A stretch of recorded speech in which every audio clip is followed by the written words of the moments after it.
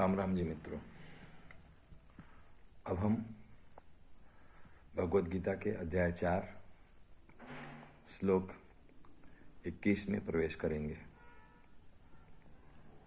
जिसमें भगवान श्री कृष्ण अर्जुन से कह रहे हैं, निराशी है यच्चित्तात्मा त्यक्त सर्व परिग्रह शारीरम केवलम कर्म कुर्वन् न आपनोति किल्बिषम। और जिसका अंतःकरण और इंद्रियों के सहित शरीर जीता हुआ है और जिसने समस्त भोगों की सामग्री का परित्याग कर दिया है, ऐसा आशा रहित पुरुष केवल शरीर संबंधी कर्म करता हुआ भी पाप को नहीं प्राप्त होता। तो यहाँ पे शुद्ध अंतःकरण की बात कर रहे हैं भगवान श्री कृष्ण, और ये बता रहे हैं कि जिसने शरीर की इंद्रियों पे वश पा लिया है और जिसने आशाएं छोड़ दी हैं, समस्त भोग होने के बावजूद भी उसे ये प्रतीत होने लगा है कि इसमें आनंद नहीं है,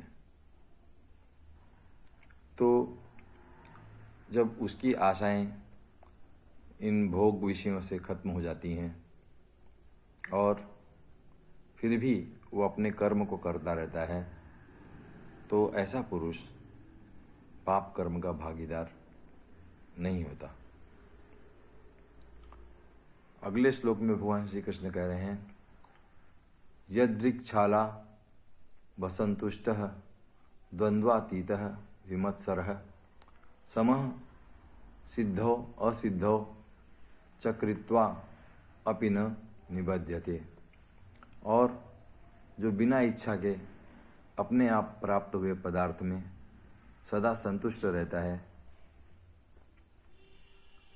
जिसमें ईर्ष्या का सर्वथा अभाव हो गया है, ऐसा जो पुरुष है,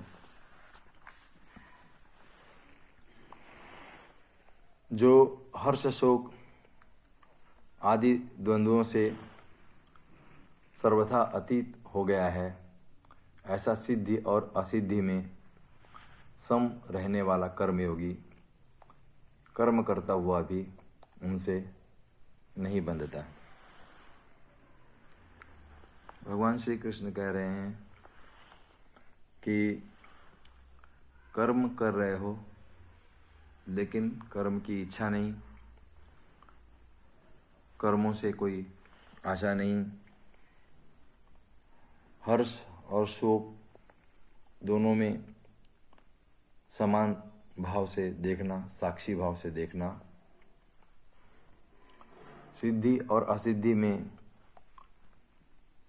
समान रहना, उसमें भी साक्षी भाव का दर्शन करना, ऐसे पुरुष को भगवान श्री कृष्ण कर्मयोगी कह रहे हैं।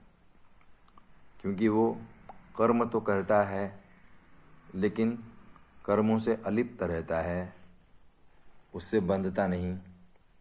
ऐसे पुरुष को भगवान श्री कृष्ण बहुत महत्व दे रहे हैं और उसे ही बता रहे हैं कि वो कर्मयोगी है।